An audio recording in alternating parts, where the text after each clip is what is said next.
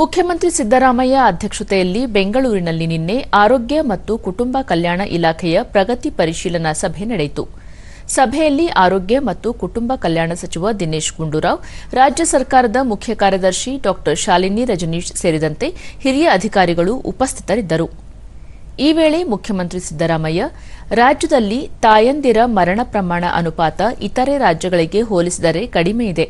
ರಾಜ್ಯದಲ್ಲಿ 2024-25ರ ಅವಧಿಯಲ್ಲಿ ಈ ಸಂಖ್ಯೆ 55 ಇದ್ದು, ಅದನ್ನು ಶೂನ್ಯಕ್ಕೆ ತರಲು ಅಗತ್ಯ ಕ್ರಮ ಕೈಗೊಳ್ಳಬೇಕು ಎಂದು ಇಲಾಖಾ ಅಧಿಕಾರಿಗಳಿಗೆ ಸೂಚಿಸಿದ್ದಾರೆ.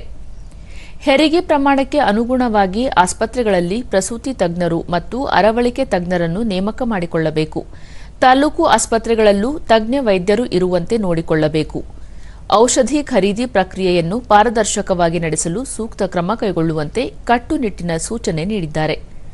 ರಾಜ್ಯದಲ್ಲಿ ಆರೋಗ್ಯ ಇಲಾಖೆಯಲ್ಲಿ ಖಾಲಿ ಇರುವ ವಿವಿಧ ಹುದ್ದೆಗಳ ಪೈಕಿ 300 ಹುದ್ದೆಗಳ ಭರ್ತಿಗಾಗಿ ಆರ್ಥಿಕ ಇಲಾಖೆ ಅನುಮೋದನೆ ನೀಡಿದೆ.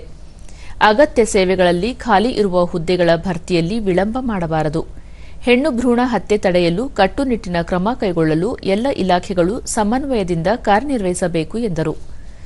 ನಗರ ಪ್ರದೇಶದಲ್ಲಿ 817 ನಮ್ಮ ಕ್ಲಿನಿಕ್ಗಳನ್ನು ಮಂಜೂರು ಮಾಡಲಾಗಿದ್ದು, ಪ್ರಸ್ತುತ 512 ಕಾರ್ಯನಿರ್ವಹಣೆ ಮಾಡುತ್ತಿವೆ. ಇವುಗಳನ್ನು ಮತ್ತಷ್ಟು ಬಲಪಡಿಸಬೇಕಾಗಿದೆ. ಸಾರ್ವಜನಿಕ ಆರೋಗ್ಯ ವ್ಯವಸ್ಥೆ ಸಮಗ್ರ ಸುಧಾರಣೆ ಜೊತೆಗೆ ಸರ್ಕಾರಿ ಆಸ್ಪತ್ರೆಗಳಲ್ಲಿ ಉತ್ತಮ ಚಿಕಿತ್ಸೆ ಲಭ್ಯವಾಗುವಂತೆ ನೋಡಿಕೊಳ್ಳಬೇಕು ಎಂದು ಹೇಳಿದರು. ಎಚ್ಎಂಪಿವಿ ಸೋಂಕಿನ ಬಗ್ಗೆ ಜನರು ಆತಂಕ ಪಡುವ ಅಗತ್ಯವಿಲ್ಲ. ಇದು ಮಾರಣಾಂತಿಕ ಸೋಂಕು ಅಲ್ಲ. ಪರೀಕ್ಷೆ ಮಾಡುವ ಆತಂಕವೂ ಇಲ್ಲ ಎಂದು ಅವರು ಇದೇ ಸಂದರ್ಭದಲ್ಲಿ ತಿಳಿಸಿದ್ದಾರೆ.